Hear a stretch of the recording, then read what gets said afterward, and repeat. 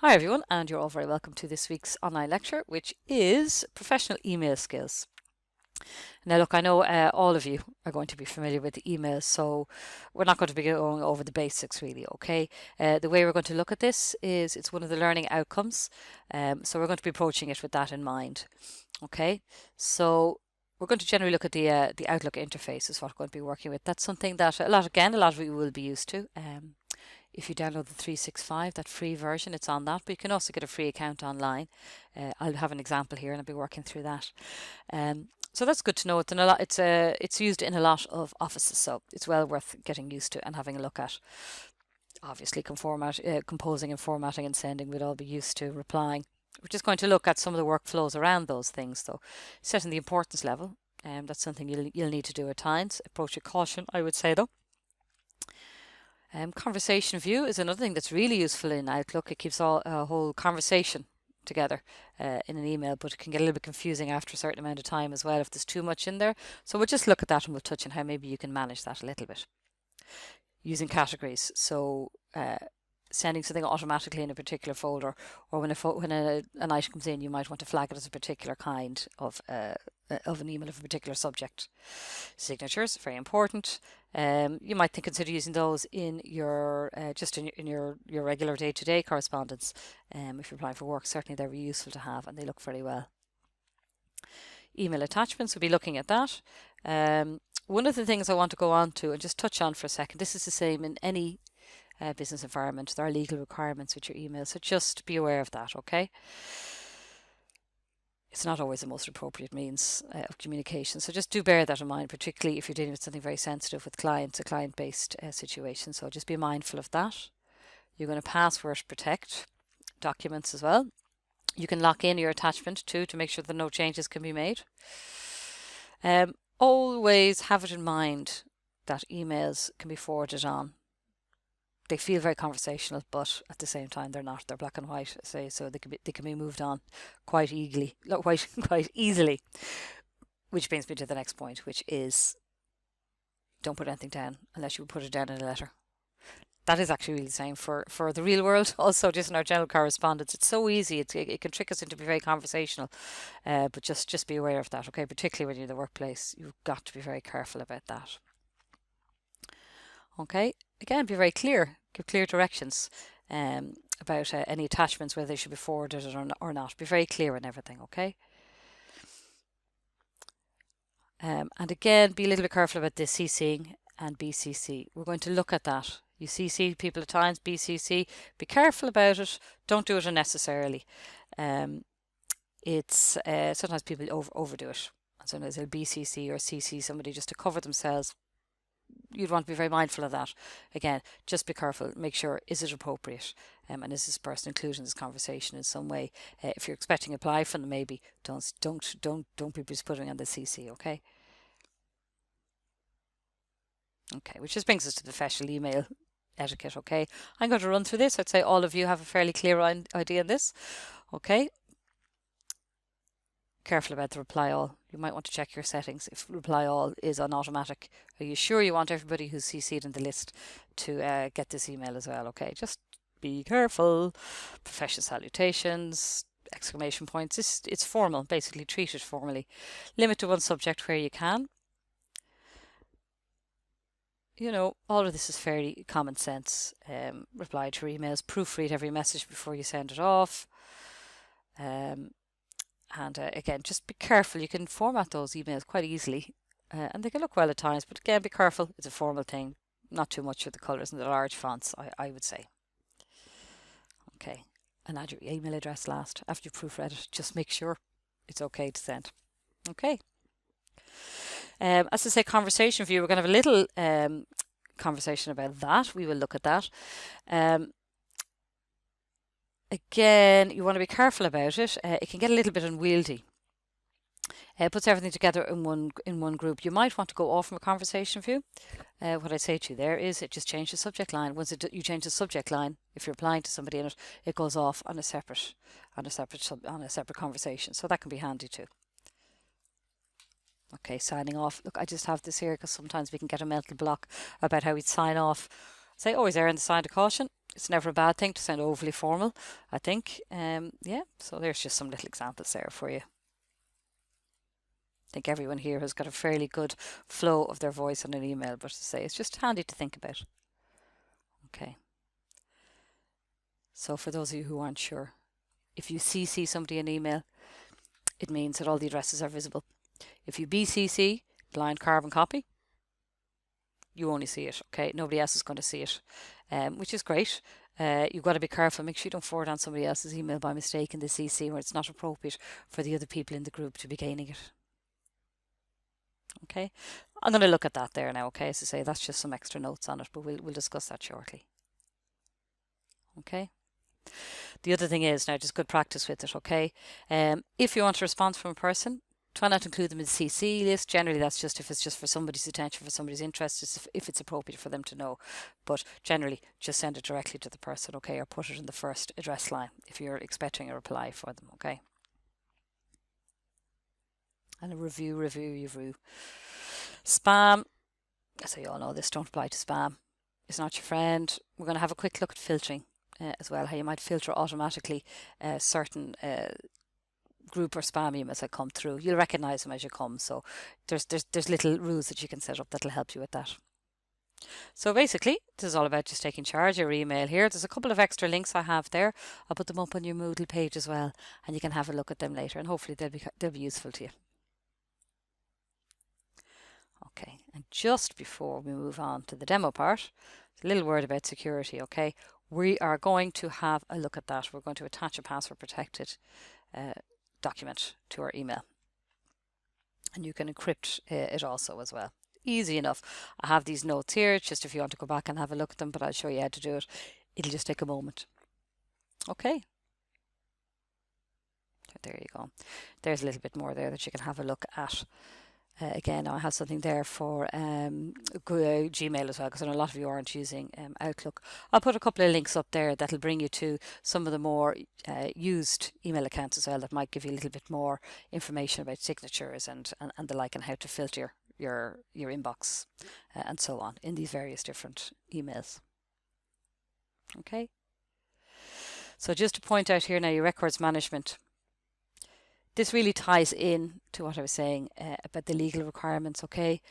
You've got to be careful about how you store your emails. There are certain compliances that you have to, there's certain rules there to comply by, okay? If you keep your emails well, if you categorize them and you filter them well, it'll take care of itself, okay? So we're going to look at getting a good couple of habits going with that. And even again, just for your own personal email, it's very handy, because goodness knows we all get very, very messy emails. Okay. So there we go. Okay. I have a couple of extra notes for you here, but I'm going to put some more on your Moodle page as well, so you can just click on them directly. Okay. So that's it for the talky bit. What I'm going to do is I'm going to take you some of the practicalities, through some of the practicalities even. Okay, so we're not going to do too much in it. I'm just going to take you through fairly quickly through some of these basic skills here. Okay, as I say, most of you might know this, but have a look at it. You might find a couple of little tricks there as well. Okay, so without further ado, I will go to part 2 and I'll demonstrate some of these for you now.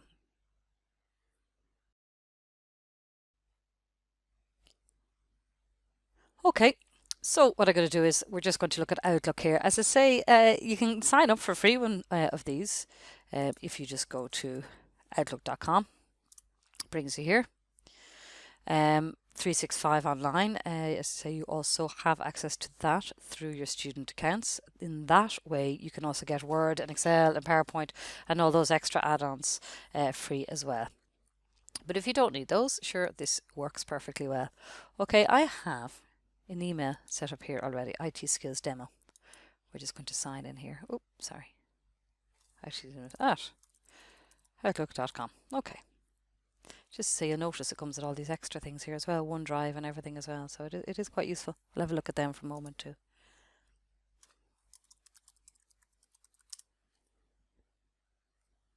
Nope. I do not want you to remember. That's fine. Okay.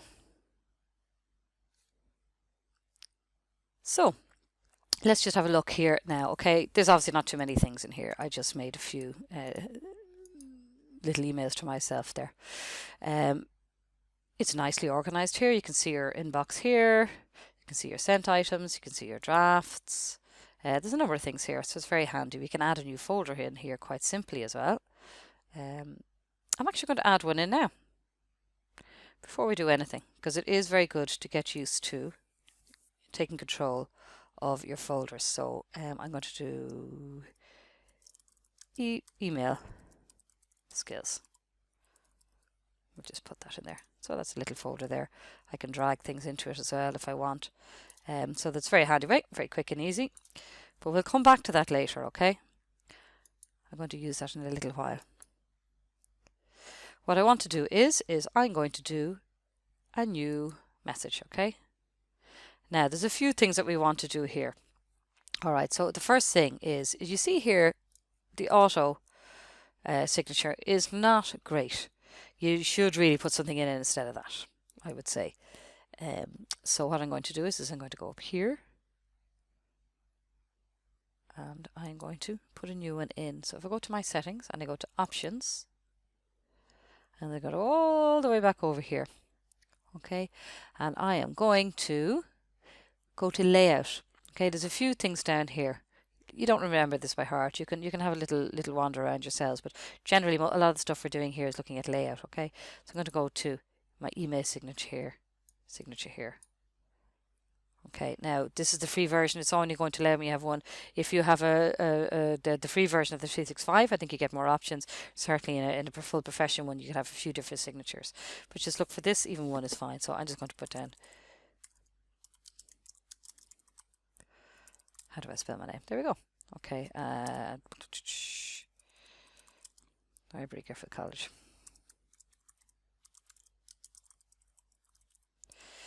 Dublin 8. Okay. So there you go. That's all there is there. You could put a picture in if you wanted. Be careful. But you might have a logo of a company that you might like to put in here. You could also have a scan of your signature. Just maybe an idea, maybe not such a good idea. Put it up there. I think keep simple is the best. A logo, if you have one, is probably good as well. Okay, so that is there. Automatically include my signature. So that's probably a good way to have it, because it's much easier for you to just delete it quickly if you're not interested in having it too often. Automatically include my signature messages I forward or reply to. Again, do you really want to have loads and loads of signatures if you have a big long list of things? I don't know. We'll have a look at that. But again, it's up to you. You can say yes or you can say no there. You could delete those things quite quickly yourself. So I'm going to save that now. Okay, so we went to our settings, we went to layout and an email signature. So that's saved there now. So I'm going to get back out of options here. Okay, so I'm going to get rid of that. Sent from Outlook is kind of meaningless. So now insert signature. There you go. Now I should have put a FODs and things in there, but I will not make you wait for that. Okay, so there we go. So we have a signature put in. Let's say I want to. I'm going to go back up here for a minute, okay? Because I put my insert signature here. These three little dots here, this is handy. The other thing is I can set a level of importance. So I want it to be a high level of importance or normal. Okay, that'll show when I'm sending it out there, okay? So we'll have a look at that. High. There it is there. Okay. You approach that with caution.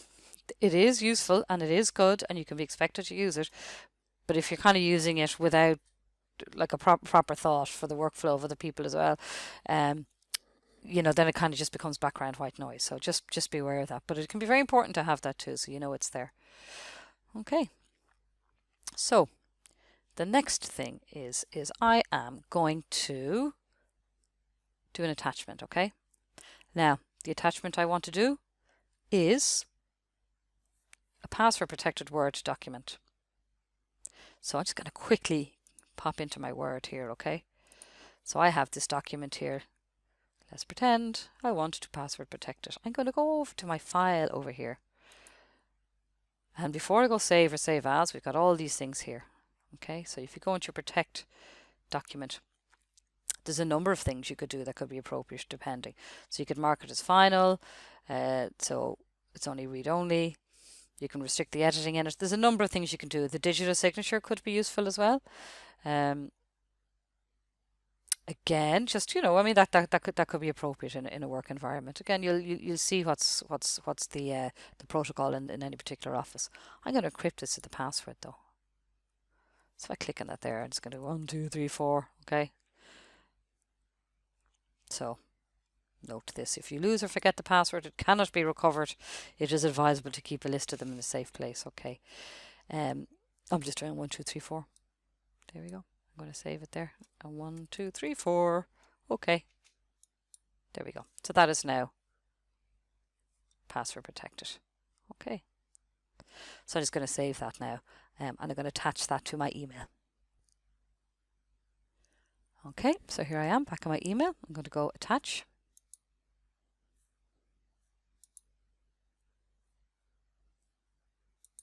Oops. To a desktop, what did we call it? Email.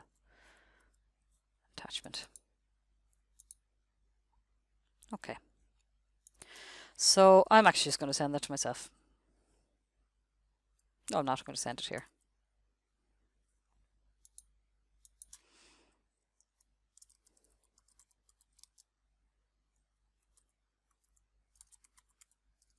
Protected. Okay, there we go.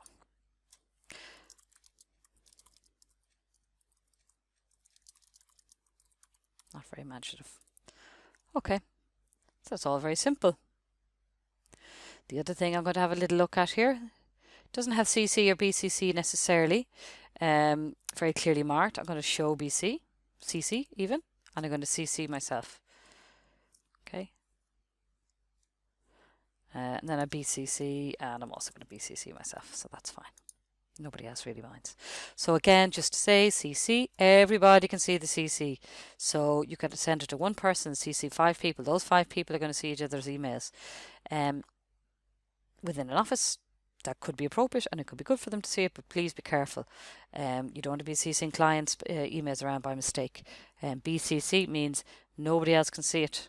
Okay, so they'll just see it coming in to themselves. They won't see anyone else's things. Okay, nobody else is going to see who is BCC'd on that. That can be good if you've got a large list of people that you want to send something to as well. Stick them in the BCC. Just be careful and mindful of other people's information. Okay, again, you can stick little pictures in here. Be careful of formatting though. They can be useful, but just don't overdo it, I think. Try not to have it too busy in an email. Okay, so I'm just going to press send. There we go. It has come in and you see it's high priority there. I can see my email attachment. I can see it's password protected. I can see I haven't read it because it's still in blue. I click on it here. Let me open my document. It's going to say no, I hope. Please open to Microsoft Word. Okay.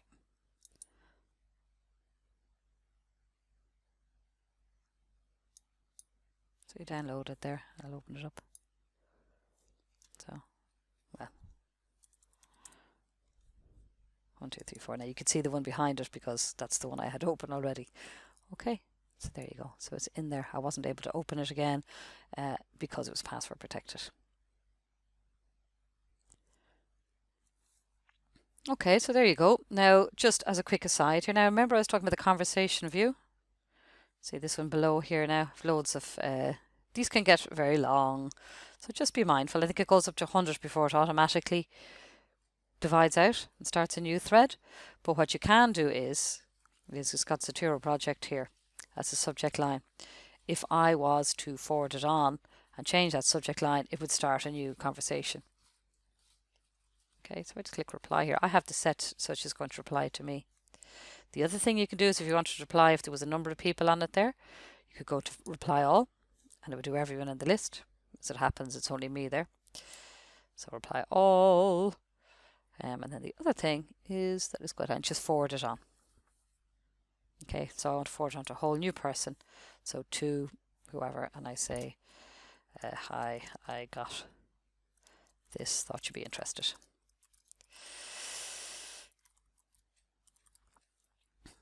and send it on to somebody different. But I'm going to keep sending them to myself because who else wants to see? And just go send. There you go. Okay, so look, the next thing I want to look at now is categories and ordering your files, your emails. As I say, for real life, this can be handy because I can get very busy. But the other side of it is that, as I say, when you are called for compliance to be retrieving some of these emails, you got to be quite ordered about it. So there's a few ways we can do it. So we can go to categories here. I am going to make a new category. No, I'm going to manage my categories here, okay? And I'm going to add a new category. And I'm going to say email, skills, class. And I can choose a colour. I'm going to choose purple. Yeah. So that is now in my list. I'm going to say OK. So let's say I'm going, right, this is from my IT class. God, I have so many things in my inbox. I want to tidy it up. So, sorry, I go to my categories, email skills class. There it is. So you can quickly see things by colour there, and that can be very handy. So the other thing is I could drag that and drop that into my email skills folder. Try and keep your inbox clear. So that is a handy way of doing it. There's another thing I can do is I can filter my emails so that if they come in, let's say I send out a mail shot or something and I'm expecting some replies and I'm hoping that I get 50 to 100 replies. I don't want them all coming into my inbox. I'd like them to come into a ready-made folder, filtered in, and then I can check that all in one go and know that I'm looking at a particular, at everything that's coming in there with the correct subject line. So let's have a look at that next. So what we want to do is we want to go back over here to our little wheel here, our little settings. Can you see the sort of cog or wheel in programs? They're all very similar, variations on the theme. So that's going to be your settings. So we're going to go options. So when in doubt, generally go to settings and options. You'll find most things in there. We're going back to categories here. Okay. So I have a few different categories here, all right? Now, you might notice some of them I'd like to be seen, some of them I don't. Okay, I'm going to say documents, maybe newsletters. I'm not really interested in bills showing up. If I change these things here, okay, and I'm going to save that. If I go back into my options, that's updated them here, okay? So just to remind you that, okay, I'm going to get rid of travel. I don't want to see travel. So go into my settings, go into my options, and I'm going to go into my categories. Okay, stick with the categories again for a second. Travel, I don't want to see travel. And I don't want to see social updates. We'll get rid of those two. Okay, save. I'll come back out of there again, and we're in my, here on the left hand side, they've disappeared, okay? So that can, if you have a lot of those there, you might necessarily want to see it if it's junk mail or something like that. But I think they're kind of handy to have there, to be honest, because if you're using them, drag and drop things in. If you're not using them, delete them altogether. Would be my feeling on that. Okay, so what we're going to do now is we're going to look at filtering. I'm going to go back into our settings and back into our options again. What we want to look at is automatic processing of our emails, okay?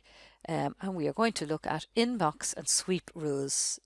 These are the same, the principle is the same in any email system. As I say, I'm going to stick a couple of links up for some other common email systems, but this is the one here for Outlook.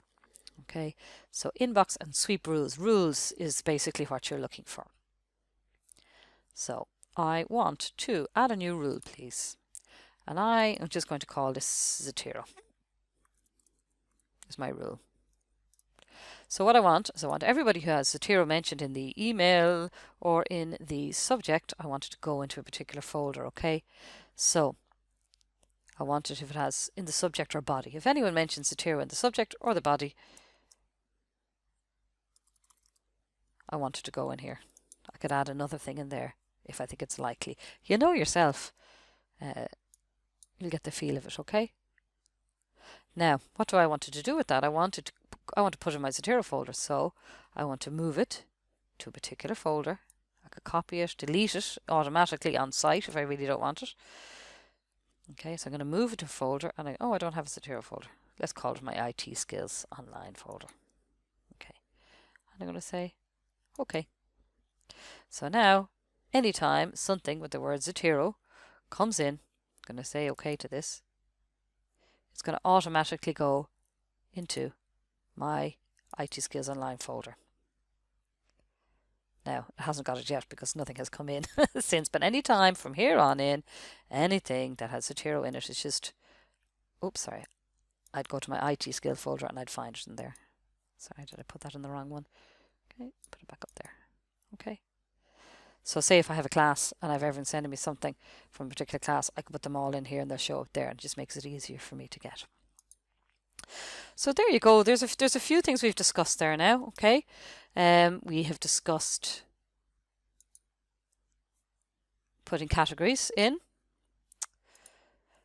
Okay, we went up here for our categories, managing our categories, putting new colors in. So if you're a visual person, that can be handy to have the colors in.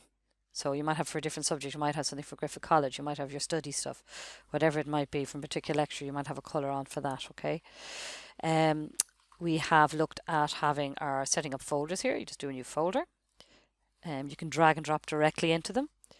We also looked at going up to our settings and our options, and we looked at doing our rules, so that if anything comes in, we could set it up to go in immediately. This is really handy, by the way, if you've got junk mail, because you're going to see something coming in with the same word in it all the time, and you go, look, I really don't want any photo box, or whatever it might be.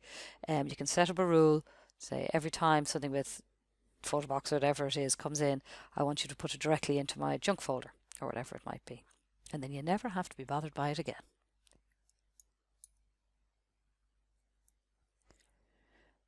So that's pretty much it. I just going to point out one other thing here for you. You might notice if you're hovering here, these obviously you can delete it straight away, but flag can be a handy one as well if it's something you want to deal with. Again, don't use it too much, or they become invisible if you have too many flags in there. But if you can be disciplined with using them, a flag can be a handy thing. Going, oh, okay, I can't do this right now, but I'll do it tomorrow or later or this week. You can take the flag off there, so that's handy. Okay. So before we finish, going slightly off topic just for 1 second, I want to bring you up here just to point out that there's a number of things here that you can use online. Okay, there's versions of Word and Excel. You can't download them to your computer, but they are handy, and they're handy for later in the future when you're finished and you no longer have access to that 365. You know, you can actually use these. It is handy. It's very user friendly. Slightly more limited, but look, it's better than nothing on it. And it can be very useful to you. I'm just going to show you to OneDrive here quickly.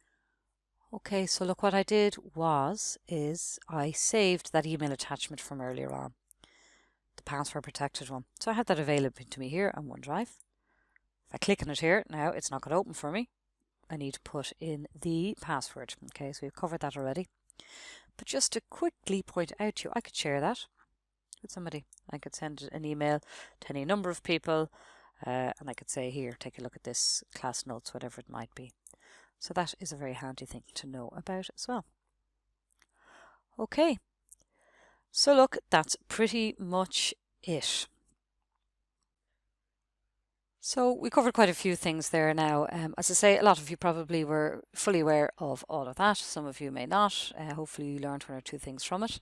I'll have a very short exercise for you to do. So you have a look at your Moodle page after this. It's just a very simple exercise. I just want you to try sending me an email with an attachment, password protect document with a signature, high priority attached.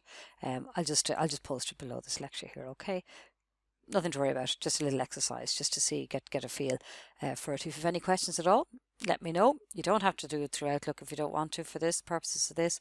I'll have some links up there that might prove useful to you if you want to try them from your own emails.